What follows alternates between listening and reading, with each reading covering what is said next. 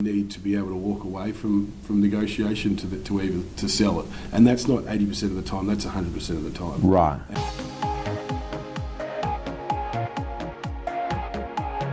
Hi everyone, it's Tom Panos here. I've got with me Nick Heaton. He is one of the superstars of CBRE. Superstars. Wow. Mate, how are you? Your listing appointments, that's good. Mate, That's a good yeah. entrance. Well, you've earned the right. You're talking about a guy here who's got a run rate on track to do 2 million. Last calendar year, what did you do? 1.4. 1.4. How many years you been in real estate, Nick? 8 years. Okay, so let's talk a little bit about what do you actually sell? What do you sell? You sell... So commercial buildings, yeah, and development sites. You know, just for the audience, most of my audience are residential agents, yep, right? And I just want to, get talking with these guys here about what you do and how you do it. The first thing is, how old are you now? 31. Okay, what did you do before real estate? Went straight into real estate, studied, and then went straight into property. Okay. Did you do uni? Or? Yeah, uni. I went to TAFE, Yeah. Did valuation, then did a Masters in property development. Okay. Now, average price that you're doing? It's changing dramatically. Last year was about 10 mil. Yeah. I'd say this year's probably pushing up towards 25 to 30. Okay. So there's a big shift in what I'm doing. Yeah. And that's resulting in the high price point. Okay. You were sort of languishing for a few years. Yep. And then all of a sudden, 2 years ago, it was like a flick of the switch. That's 100% right. So I look at my career as life pre-training, sales training, and post-sales training. I got put on to you and some other sales trainers through a guy I used to work with, and from that day forward everything changed. So pre-then I was probably a $400,000 or $500,000 fee writer. I had a real focus on income, chasing the fees, probably reactive business, working 9 to 5. Now my business is very much an attraction business, which it's conveniently named that way and you name it that way, but yeah, what it is perfect day, perfect week, perfect campaign, over-servicing your client, and getting business through that client. So what I find is a third-party referral is far better than 100 canvas calls. Yeah. So what my focus is on is over-servicing my vendor, and that's the best way to get listings. Okay, so the best form of prospecting is creating raving fans of current clients. That's right. How do you make a client a raving fan? It comes down to establishing, where you add value. Right. And in my way of adding value, running a perfect campaign, making sure the communication is, first class. My working hours are 7 a.m. to 7 p.m. Is that what you work, is it? Every day. Yeah. If I was being honest with myself, I'm probably in most mornings about 6:30. And within that perfect day, I've got my vendor communication from 6:30 to 7:30 in the morning. I've got new business from 7:30 to 9:30. From 10:30 onwards, it's campaign management, inspections, meeting with buyers, meeting with vendors. And then I go new business in the afternoon, and then after hours I start back on. So we're talking about pretty structured days and weeks here. I mean, it's very structured, and my vendors will hear from me. They'll be the first person they hear from in the morning, and the last person they hear from in the night. 7 days a week. So you talk to your vendors every day? Twice a day. 2 times a day? Yeah. You speak to a vendor morning and night? Morning and night, and there's probably a text message and email in the middle of the day.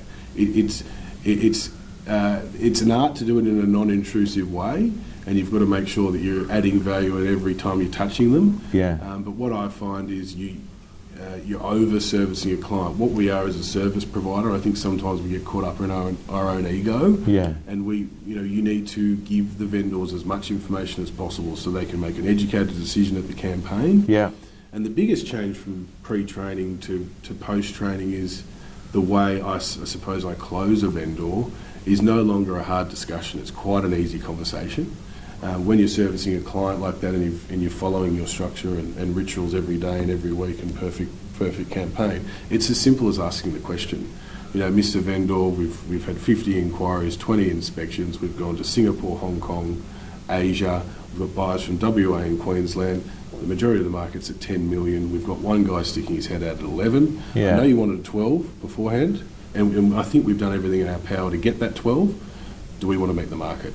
So you're saying it's a very, very simple. Well, it's only simple if you've made it simple over the 5 weeks or whatever, That's because right. you've been talking 7 days a week, 2 times a day, Yeah. plus SMSs, plus emails. Yeah, that's right. And what a vendor really wants, forget price. I think, again, pre-training, post-training, I was focused on price. I want to set records and all that type of stuff. But what a vendor really wants is certainty of completion and not undersell their property. So if you can do those two things, the price will take care Certainty of of completion is what? Getting it sold getting the property sold and getting maximum result. and getting the maximum result. And if at the end of the campaign you go missing for 3 days, or you missed an inspection, or the vendor's got a perception of you that maybe you didn't push it to every buyer, then if I was in those shoes, if it's my apartment or my house, and I believe that the agent hasn't put it to every single person, I'm going to be questioning if it's the best. Okay, so this is gold, because what you're saying is the perception the vendor has will highly influence whether they listen and follow the advice that you give them. Because if you're talking to them and they think, hang on a second, I just actually think that maybe that there's one other person on this planet that actually might have paid an extra few dollars, that's where there's no trust in the relationship. That's right. And what happens from having a relationship with a vendor where you do one deal, I think maybe there's a bit of a difference between residential and commercial, because we probably service 20 really core clients, and then you've got peripheral clients and then soft clients and whatever it is. But once you do one really good deal for them, you give them really strong advice, run a perfect campaign and get the result that they wanted, they tell 10 people, Right. the solicitor tells someone, their accountant tells someone, and they, they're at a dinner party with their peers, and then business just starts to go. Got you. Yeah. Okay. Nick, I want to talk to you about negotiation. Are you a good negotiator? I believe I am, yes. What makes a good negotiator? It's not luck. I think you really need to, going back to training, you need to work on your training and work on, where your weaknesses are and where your strengths are. Yeah. But the 3 things that make a good negotiator, in my view, is listening. Yeah. So you've got to really hear and listen to what your buyer Yeah. and your vendor want. And again, coming back to what I said before, it's not always about price, and more often than not, it's not. Right. And then the 2 other things that are important in my view is being a detached negotiator. They're your words. Right. But what I mean by that is, if you're thinking about your commission check, or you've got a fear of losing the deal, then you're not going to do the deal. Right. I think you need to be able to walk away from negotiation to sell it, and that's not 80% of the time. That's 100% of the time. Right. And asking the hard questions, being direct, being equipped with your comparable sales, listening to what they want, and then taking them on the journey. And the final thing, which is probably the most important thing, is time.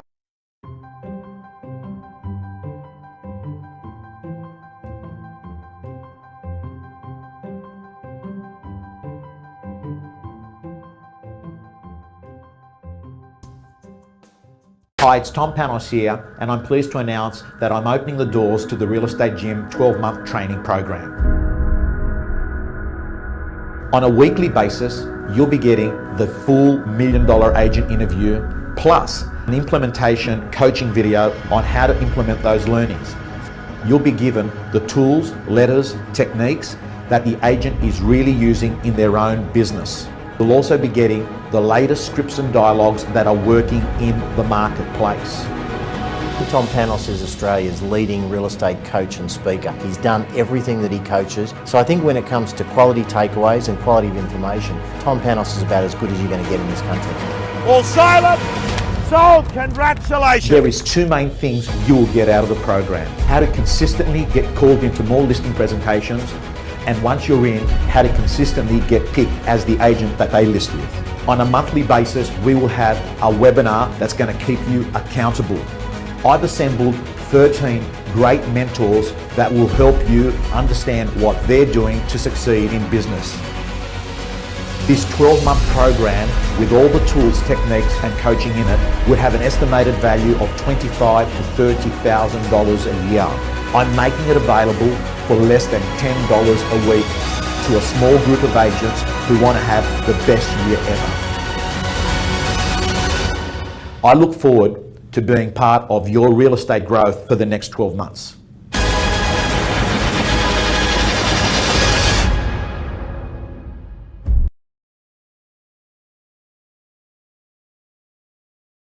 The final thing, which is probably the most important thing, is timing. And what I Right. mean by timing is, coming back to what we were saying before about, people, old agents talk about hard closing and things like that. If the best offer is on the table in the first week, that can be quite challenging to get a deal done. So it's something where you've got to educate the purchaser and also the vendor that, the market's at one position and the deal's probably going to happen in 2 weeks' time. And you've got to ask that closing question or ask for permission to sell the property at the right time. Right. Okay. Talk a little bit about motivation and sales slumps and staying pumped. Yep. How do you stay pumped? Like you keep making this reference to pre-training, post-training, right? Yeah. Post-training, are you more motivated? It maybe comes across more motivated, and I am very motivated, but having daily rituals, having goals that I'm always thinking about, it just, you come across as more motivated, but it becomes simpler. Because at 7:30 in the morning you've got to do X, and at 9:30 you've got to do Y, and if you believe in your processes, Yeah. you're always in a positive mindset. Yeah. You believe you're adding value. Your vendors can read it, and in my view, the way to get out of a slump is to not get into a slump. Right. And when you're a younger agent or a newer agent, you either focus on selling, or then you're focusing on listing. Right. So, in order to keep motivated and not go into a slump, which is to avoid getting out of a slump or having to get out of a slump, is to be listing and selling every single day. Right. So my daily ritual is, as you saw before, there's 4 segments, and half of them are listing and half of them are selling. Right. So you shouldn't fall into the slump in the first place. Okay. Nick, 8 years in the business. Mm-hmm.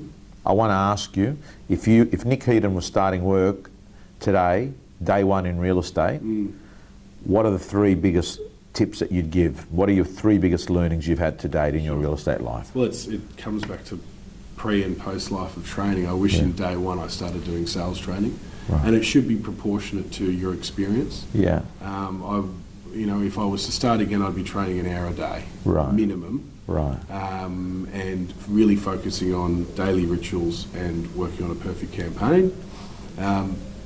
The other thing I would work on is having a hard, honest conversation with myself daily, Right. which I do now, Yeah. about how am I genuinely adding value.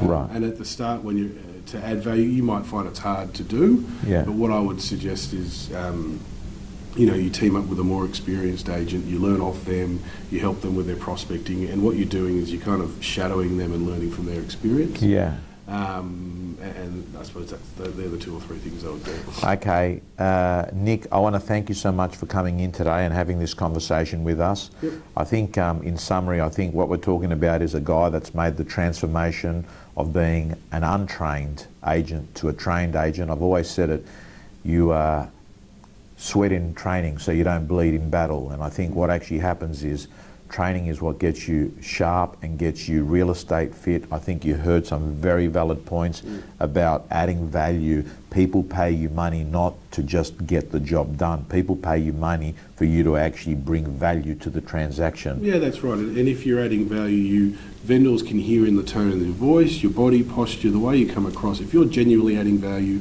you've got your perfect day, you've got your perfect week, and you believe that you're the best agent for the job, Yeah. there's no objection you can't overcome. Beautiful. So, sales, again, go pre-training, I was always the agent complaining that the other agent got it because they cut their fees or the marketing costs were lower or they paid for marketing costs. But if you're actually providing value, you can overcome any of those objections. Anyway. Beautiful. You're talking about a $2 million man, hopefully for 2015, Nick Heaton. Thank you so much. Thanks, Tom. Thank you. Awesome. Right.